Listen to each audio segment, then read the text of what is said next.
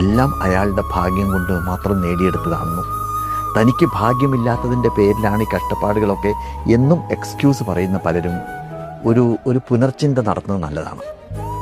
നേടിയവരോട് ചോദിച്ചാൽ അറിയാം ഓരോ കാര്യങ്ങളും നിറവേറ്റപ്പെടുന്നതിനായിട്ട് എത്രയെത്ര വാതിലുകൾ അവർ മുട്ടിയെന്നുള്ള കാര്യം. ഓരോന്നും നേടിയെടുക്കാൻ വേണ്ടിയിട്ട് വിട്ടുകളയാതെയുള്ള ശ്രമം കൊണ്ടും അതുപോലെ തന്നെ തളർന്നു വീണാലും എണീൽക്കാനുള്ള ആ മനസ്സുള്ളത് കൊണ്ട് മാത്രം അവർ വിജയം നേടിയതാണെന്നുള്ള കാര്യം നമുക്ക് മനസ്സിലാക്കാൻ സാധിക്കും. അതുകൊണ്ട് നമ്മൾ സാധാരണ ഉപയോഗിക്കുന്ന ഭാഗ്യം, വിധി തുടങ്ങിയ വാക്കുകളൊക്കെ മാറ്റിവെച്ചിട്ട് വിജയം നേടാൻ വേണ്ടിയിട്ട് നമുക്കൊറ്റ വഴിയുള്ളൂ: കഠിനാധ്വാനം ചെയ്യുക. ഉറച്ച വിശ്വാസത്തോടെ കഠിനാധ്വാനം ചെയ്തുകൊണ്ടേ